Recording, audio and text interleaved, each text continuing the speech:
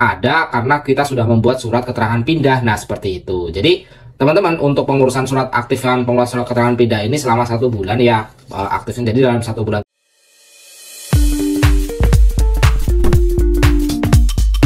Video ini dipersembahkan oleh Radar Edukasi, berbagi wawasan menambah pengetahuan.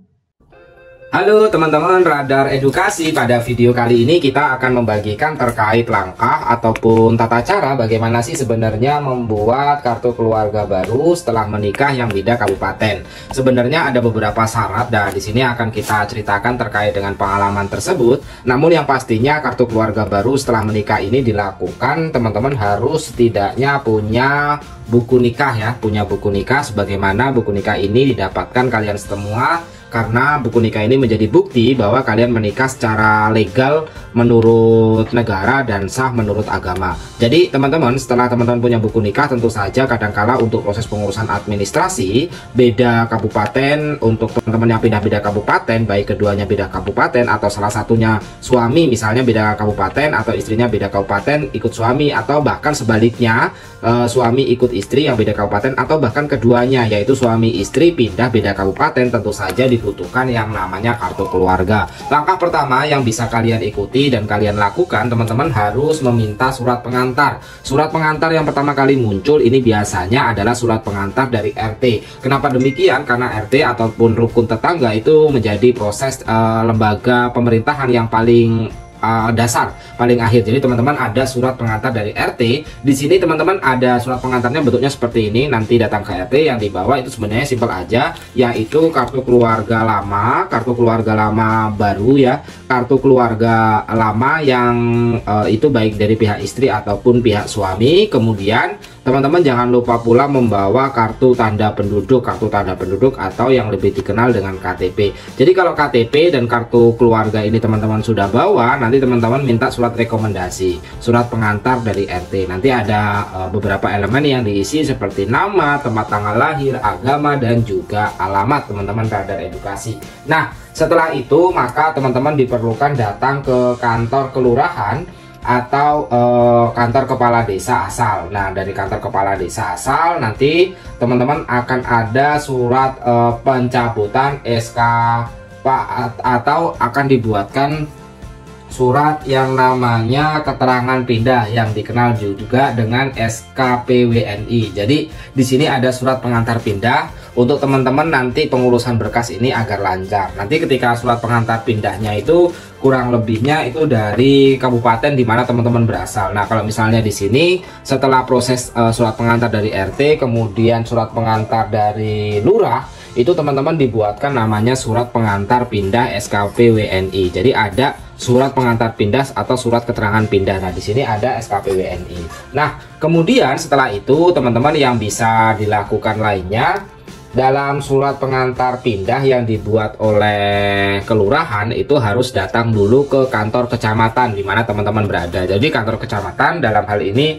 tentu saja minta rekomendasi untuk pencabutan berkas ke kantor kecamatan. Nah, setelah dari kantor kecamatan itu nanti teman-teman Radar Edukasi itu datang ke Dukcapil Kabupaten untuk membuat surat keterangan pindah. Di Dukcapil Kabupaten teman-teman nanti akan diminta beberapa isi formulir. Salah satunya adalah formulir permohonan pindah WNI antar kabupaten. Nah, ini antar kabupaten. Jadi ini ada isian formulir, bagaimana tata cara pengisian, khususnya untuk formulir F strip 1 strip 03 ini sudah kita bagikan pada video-video sebelumnya. Nah, setelah pindah membuat surat permohonan pindah WNI antar kabupaten antar kota, nanti teman-teman itu akan diminta juga untuk mengisi formulir pendaftaran perpindahan penduduk. Jadi isi formulir perpindahan penduduk itu kurang lebihnya seperti ini. Itu di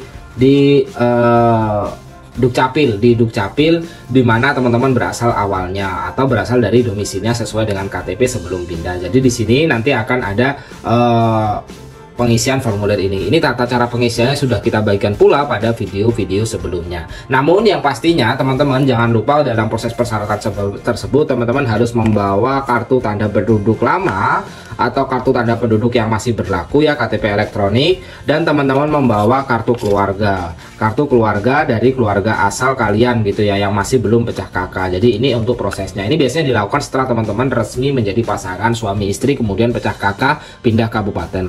Kemarin pengalamannya seperti itu teman-teman. Nanti setelah pada tahapan itu teman-teman sudah mendapatkan, kemudian teman-teman akan diprintkan itu pada surat keterangan pindah seperti ini. Nah, teman-teman sudah diprintkan surat keterangan pindah di sini, dan di dalam kartu keluarga dari orang tua, dalam kartu keluarga yang kita masih nebeng orang tua sebagai anak kemudian akan menjadi kepala keluarga, itu kemudian akan dihilangkan atau dihapuskan. Jadi orang tua akan mendapatkan kartu keluarga baru. Nah, seperti itu yang tidak ada nama kita. Tidak ada nama kita, tentu saja kita nanti akan ada karena kita sudah membuat surat keterangan pindah. Nah, seperti itu. Jadi teman-teman, untuk pengurusan surat aktifan pengurusan surat keterangan pindah ini selama 1 bulan ya aktifin. Jadi dalam 1 bulan tersebut teman-teman harus menyempatkan waktu untuk mengurus di mana teman-teman tuju kartu keluarga yang teman-teman tuju di kabupaten atau kota. Nah, setelah itu nanti di kabupaten atau kota setelah kita pindah nanti teman-teman diminta untuk mengisi formulir permohonan kartu keluarga, dan teman-teman membawa cukup membawa ini aja, dan teman-teman membawa formulir kartu keluarga. Jadi formulir permohonan kartu keluarga baru ini di kabupaten atau kota yang akan kita tuju atau kota akhir. Nanti teman-teman ada beberapa elemen ya yang harus diisi. Di sini ada pengantar juga ya, formulir permohonan kartu keluarga mulai dari camat terus kepala desa. Namun setelah itu juga teman-teman diminta untuk dalam elemen itu adakah yang disesuaikan. Nah, biasanya ada ya, misal yang disesuaikan dalam hal ini adalah tingkat pendidikan, misal gitu ya, tingkat pendidikan terakhir dari SMA menjadi sarjana atau dari SMP menjadi SMA. Jadi biasanya sih dari SMA ke sarjana ya. Terus ada juga tingkat pekerjaan yang awalnya wira swasta menjadi